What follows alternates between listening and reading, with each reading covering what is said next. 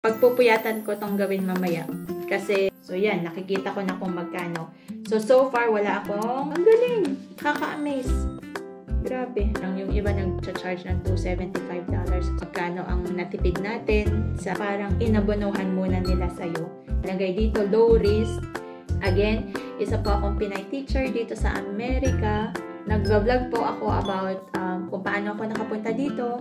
So, tingnan nyo po yung mga playlist ko. Nag-vlog din tayo ng mga OFW investments. Konting investment lang naman. Para, alam mo yun, yung pinaghirapan mo dito, hindi mapunta sa wala ka. Tapos, nag-vlog din po ako sa mga kung ano-anong tipid tips, saving tips dito sa Amerika tulad nito.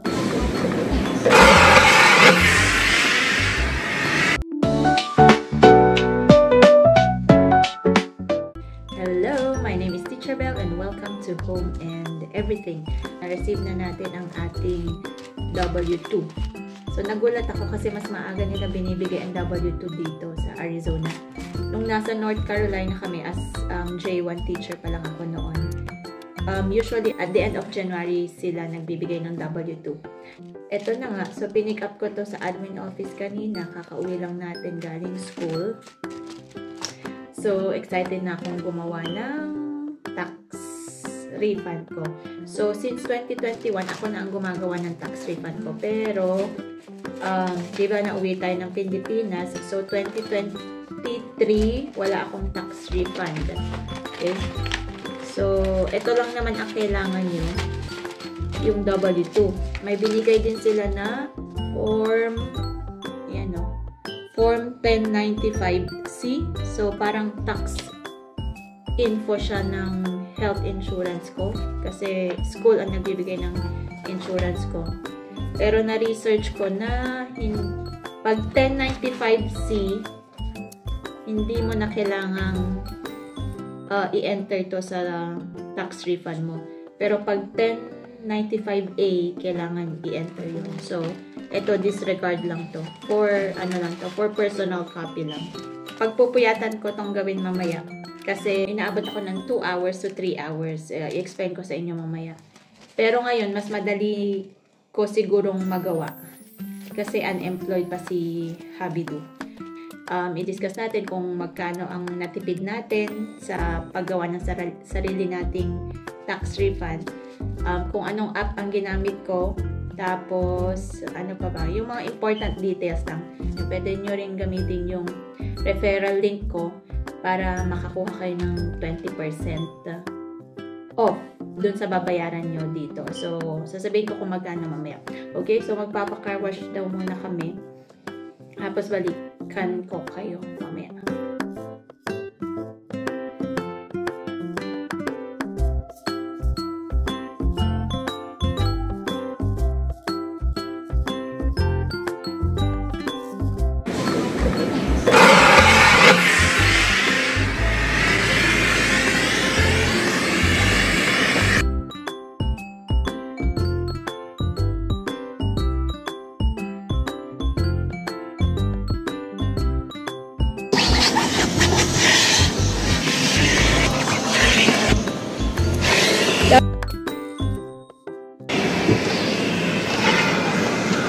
Cute.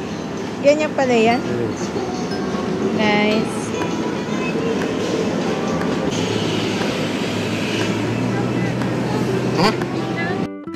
Ma-share ko lang nung nagpa-car wash kami.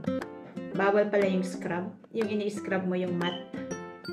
Pang-vacuum. Pang-vacuum lang daw doon. So, sinita kami ng babae kanina. Kaya, napatigil ako sa pag-video. Okay. So, medyo sinimulan ko na yung paggawa ng tax return natin. So, na-enter ko na yung information ko, name, email address, yung mga basic details. Tapos, ito ang maganda. 3 years ago, ina-enter ko pa yung mga details yung mga numbers, yung mga iba't ibang numbers dun sa W2. Pero ngayon, i-scan mo na lang. So, may QR code dito. So, i-scan ko yung QR code. Tapos, may app na lalabas sa phone. Tapos, pipicturean mo na lang. Tapos, lalabas siya. Pero, una sa lahat, ang ginagamit kong app ay TurboTax, specifically yung Intuit by TurboTax. So, yun, ever since yun ang ginamit ko sa pag-prepare ng tax namin. So, pag naka-receive po kayo ng W2 or 1099, pag self-employed kayo, you are required by law na i-report ang inyong tax return. Okay? So, again, ang kailangan nyo, W2, tapos kahit kopya lang nung dating tax return nyo, kasi dun sa dulo may verification na hihingin yung AGI dun sa dating tax return mo, yung adjusted gross income, for verification purposes. Katunayan na sa'yo yung tax na yan. Itong TurboTax, i-enter mo lang yung details mo, tapos i-compute na niya lahat ng pwede mong ma-refund or kung magkakaroon ka pa ng utang or ikaw pa ang magbabayad sa IRS. So, kung malaki ang kinakaltas na tax mo, tapos depende sa tax breaks mo or mga tax credit mo, meron kang marireceive. Pero kung maliit lang ang kinakaltas na tax sa'yo, baka ikaw pa ang magka-utang sa IRS. So, ang maganda dito sa TurboTax, makikita mo na agad kung magkano. Tapos, sa dulo, decision mo na yan, discretion mo na kung ipa-file mo digitally or kung gusto mong mag-second opinion sa ibang accountants or tax preparer. Pero, most likely naman sa experience ko, reasonable naman yung lumalabas na refund. So, parati ako may nakukuhang refund. Never pa ako nagbayad or never pa ako nagkautang sa IRS. So, ang TurboTax is very self-explanatory siya. Tapos, may guide din siya na like kung hindi ka confident dun sa i-enter mong info, meron siyang info, details, tapos i-click mo lang yun, tapos i-explain niya kung ano yun. Kung hindi pa yun enough, pwede mo namang i-google. So, ganun yung ginagawa ko para siguradong tama yung pagkaintindi ko. Iyon.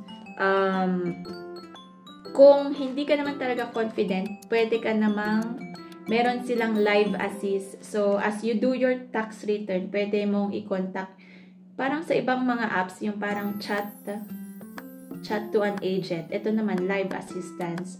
Pero, syempre, may bayad. Kaya, hindi natin ina-avail yun. Ako na lang ang nagre-research on my own. Kasi, parang nasa $59 din yun additional. Okay. Mamaya ko na isabihin kung magkano binayaran ko. So, ito muna. So, i-scan ko muna yung QR code. Yan. Tapos, i-scan ko to. Yan.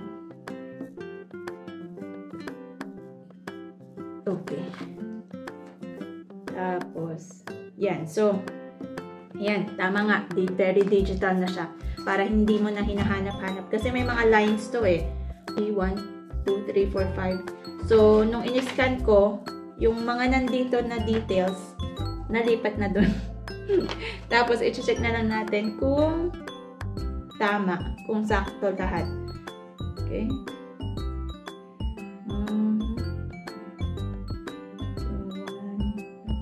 Ang galing, no? Ang galing! Kaka-amaze. Grabe.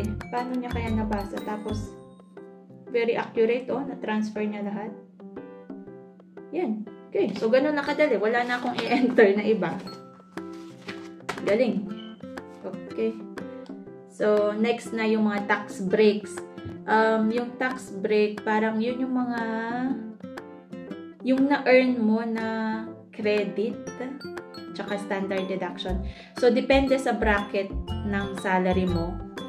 Kung papasok siya sa bracket na mas mataas ang babayaran mo or mas mababa ang babayaran mo, doon nila ma-determine kung nag-overpay ka or nag-underpay ka ng tax mo.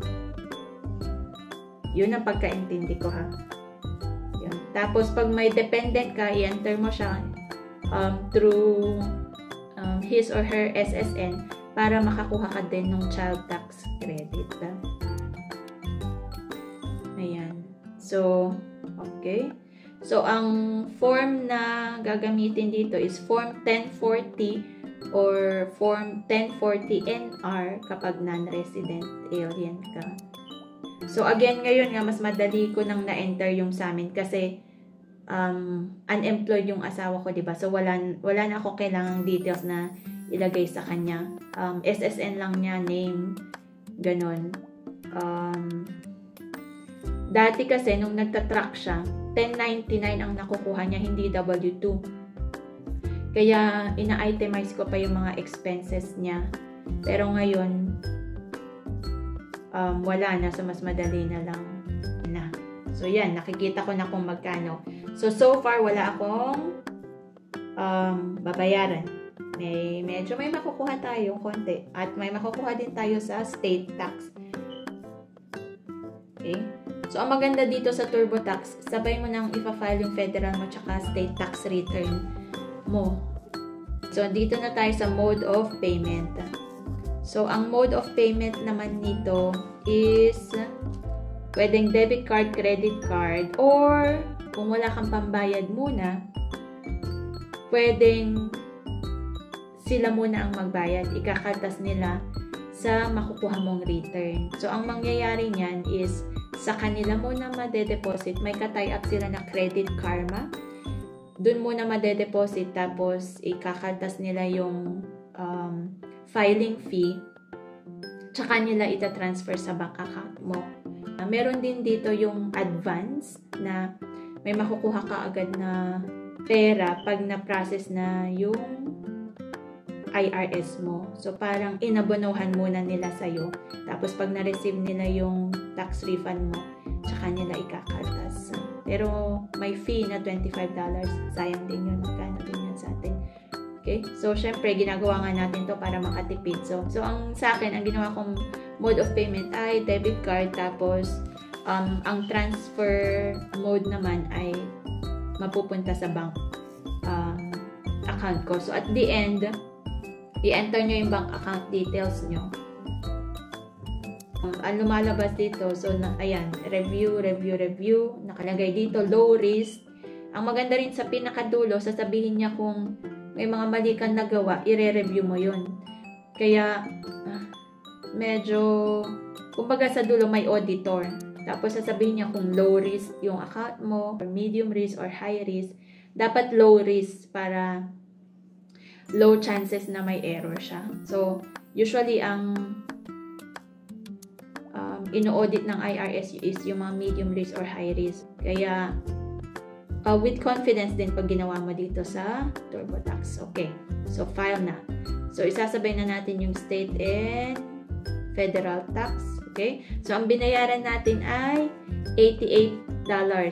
So, $59 sa yung paggamit mo nung app, TurboTax.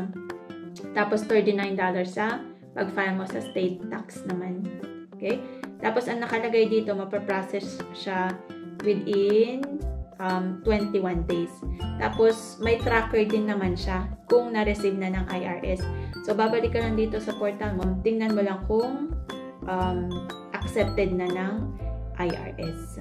If you plan to do it yourself, meron po akong link sa baba, sa description or sa comment. You can use that link para makakuha kayo ng 20% discount. So, kunyari, gusto nyo na mag-proceed, i-click nyo yung link nyo, tapos doon kayo mag-sign up para makakuha kayo ng 20% off. So, kung $88 ang babayaran, less 20% off, lalabas siyang makakamenos kayo ng almost $18. So, magiging $71 na lang ang babayaran nyo. Okay? Diba? So, malaking tipid. Kasi, nung J1 kami, for the first 2 years kasi na J1 ka, may treaty ang Pinas at Amerika na hindi ka magbabayad ng tax. So, dahil hindi ko naman alam yung kung paano i-enter yung mga details na yun, nagpapa-prepare kami sa accountancy firm. Tax preparer sila. Ang mahal ng sinisingil. Parang $240 ang sinisingil. Pero narinig ko sa ibang teachers, parang yung iba nag-charge ng $275. So, imagine mo, kung magbabayad ka ng $88, ang laki ng natipid mo. Tapos, natuto ka pa, di ba? So, kung gagamitin mo yung 20% off link ko, 71% na lang. Kaya, yun. Sayang din yun. Dito sa Amerika, every dollar counts kasi ang mahal na rin ng cost of living kahit saan. Naramdaman namin ang difference talaga nung bumalik kami dito. Hopefully, ma-receive natin agad. Never pa naman ako nagka-problema. Nare-receive ko naman siya in 2 weeks time. Nakalagay dito 21 days pero usually 2 weeks na de-deposit na sa account. Okay? So, kung may question po kayo, sasagutin ko po sa abot ng aking makakaya. Just comment down below. Okay? So, thank you po for watching and have a great day. Bye! Keep on dreaming, dreamers!